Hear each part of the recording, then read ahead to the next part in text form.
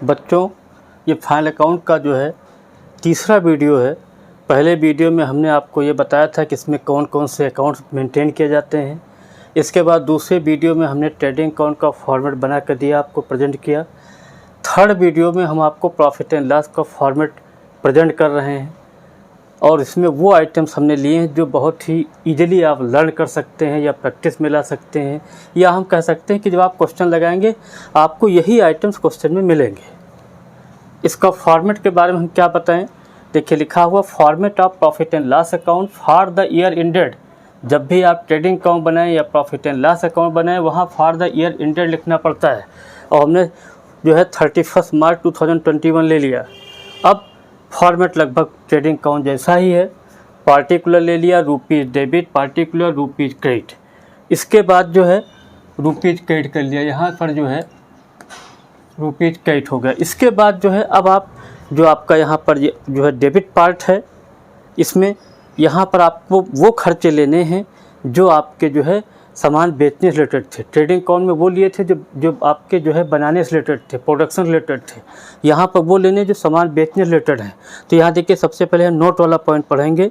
इसमें हमने डिफाइन किया है, in this account all expenses and income are related to sales or selling of goods. या तो सामान बेचने रिलेटेड होंगे या सामान मतलब या तो हम सेल करेंगे या सामान बेचने वाले सेल्स रिलेटेड होंगे। दूसरा, इसमें वो एक्सपेंसेस लिए जाते हैं जो ऑफिस में मेंटेन किए जाते हैं।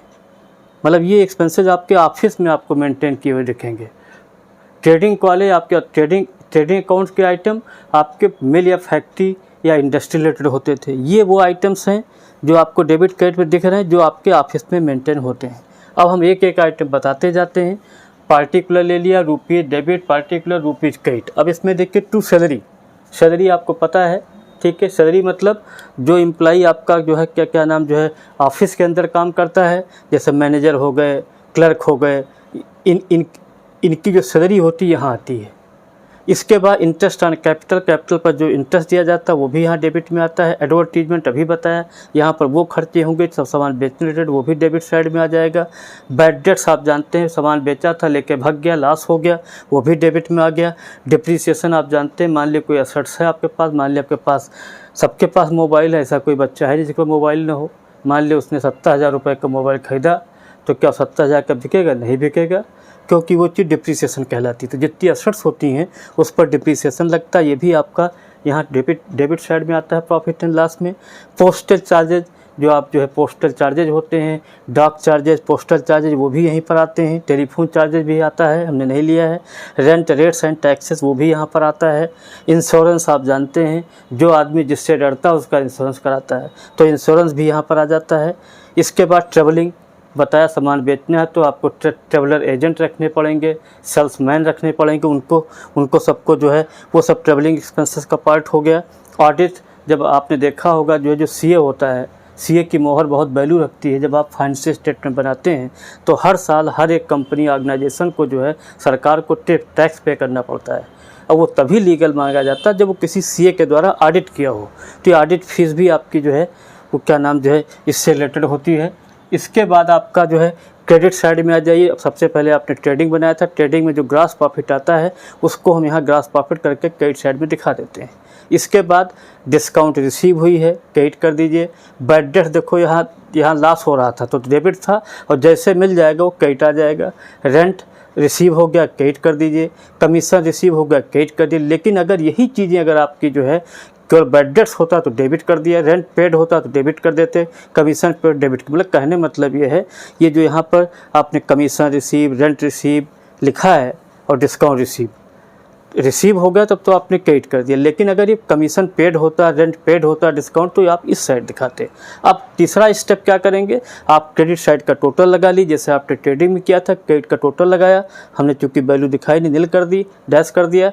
इसके बाद डेबिट में क्रेडिट के टोटल में से salary, interest on capital, advertisement, bad debts, depreciation and assets, postal charges, rent, rates and taxes, insurance, travelling charges और आपका क्या बोलते हैं ये ऑडिट फीस, इन सबको जब घटा देंगे, अगर क्रेडिट साइड ज़्यादा है तो आपका नेट प्रॉफिट कहलाएगा। क्या कहलाएगा? नेट प्रॉफिट, ठीक है। लेकिन अगर मान लीजिए बाई चांस आपका जो है, अगर मान लीजिए बाई चांस आपका क्या बोलते हैं कि डेबिट साइड ज़्यादा है, तो डेबिट साइड में से gross profit, discount receive, bad debts receive या रिकवर्ड और रेंट रिसीव, कमीशन रिसीव घटा देंगे। तो डेबिट साइड बड़ा होगा तो नेट लॉस होगा, क्रेडिट बड़ा होगा तो नेट प्रॉफिट होगा। तीसरी चीज़ और बता दें, आपको अभी फिर फोर्स कर रहे हैं, इस अकाउंट में आप वही चीज़ें दिखाएंगे जो आपके सामान बेचने से रिलेटेड होंगी। तो यहाँ देखिए पहला point, in this account all expenses and income are related to sales related चीज़ें आपको दिखाई गई हैं।